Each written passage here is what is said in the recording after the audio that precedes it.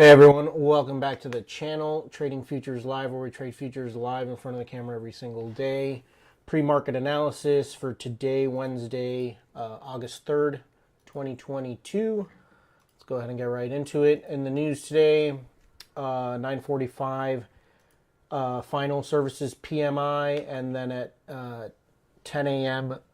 ISM services PMI. So news at 9:45, and then again the major news at 10. Crude oil inventories at 10:30.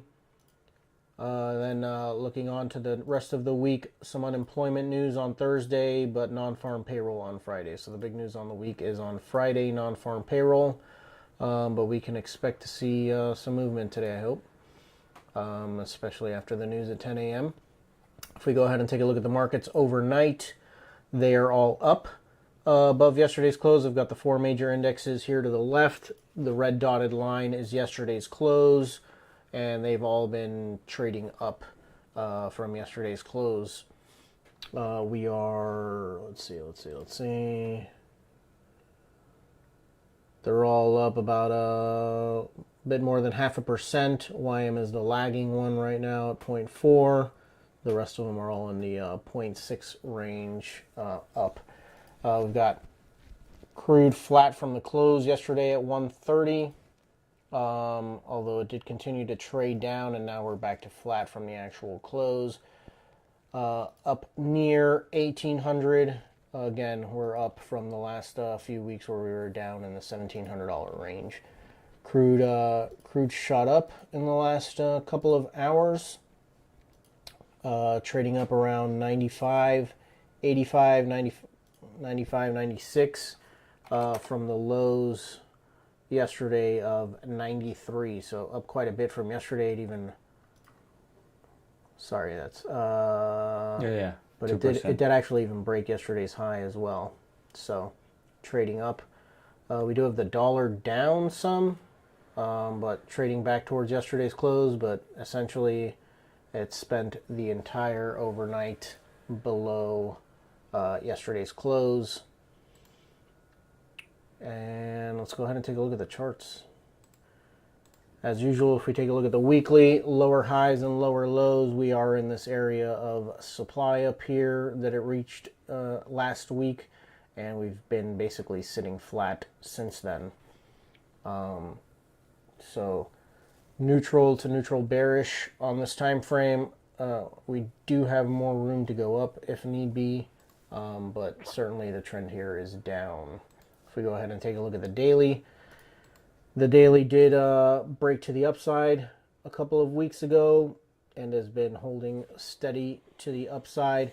We are in a range here the last 3 trading days, and so far we are still inside of that range today. We did not break down to the downside, and we are up from yesterday's close. As stated before, we do have some supply here up above. If it breaks out of this range, my targets are the top of this zone here, basically testing the top of this other 2-week range that we were in there. So breakout above, I would be trying to target this 4,200 area there.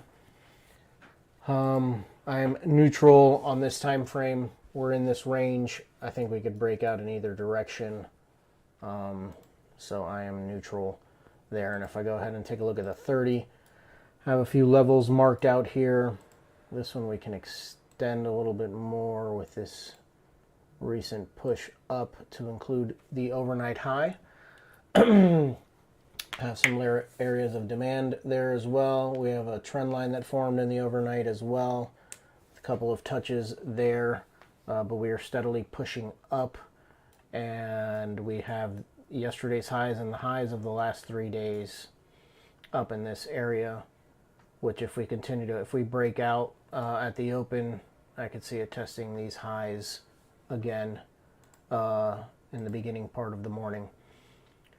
I've got some levels marked out, so as usual for me, if we break out above, I'll potentially be looking to get long. If we start to show some signs of weakness, I'll be trying to get short.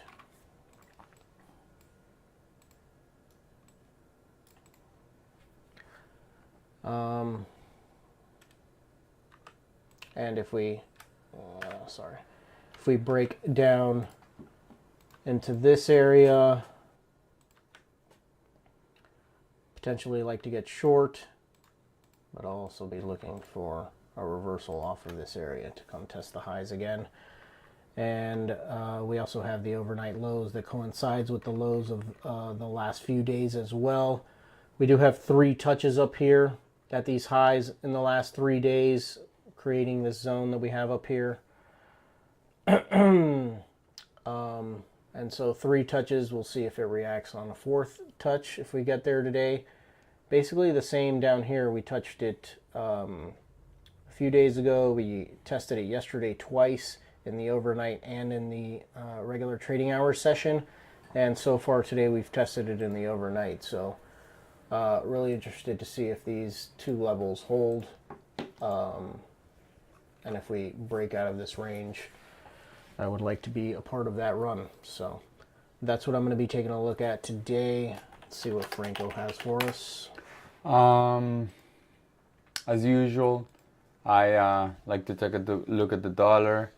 The dollar had a nice bull run up yesterday, and it was quite good area, this one, where okay, this is a daily chart, right? Remember, all this gray, dark gray area is a supply from 2002, and this is how we approach to it, and we created this demand here, and it was a quite good area, because if you see here, where we bounced from was London Open right here, and we should have, this is the leg out from the daily, right? But I'm curious because we haven't broken any high. We did not break this pivot high. We haven't broken this one. So till we start breaking highs, I don't think the dollar can continue having more upside, right? So that makes me a little bit biased to the bull side on the equity markets. Now, we have had a good retracement, like 15% on NQ from the lows. And given to the fact that the dollar is going up, but the market did not go down yesterday, makes me more bullish. And I will be biased to the long side until we have a break to the downside. So what are the requirements for that? Okay, to break all these pivots on the dollar, right? So we can resume the uptrend on the dollar, which I think eventually we will have, right? And the NQ start breaking to the downside. So let's go here. This is the daily on the NQ, right? What do I need? I need a good leg out here, right? And a retracement back up. Something like this are possible scenarios, right? And in the coming days. Or if the bull is a bull case because of the earnings season, we haven't had any bad earnings. It's like Wall Street was waiting bad earnings, but I think the estimations were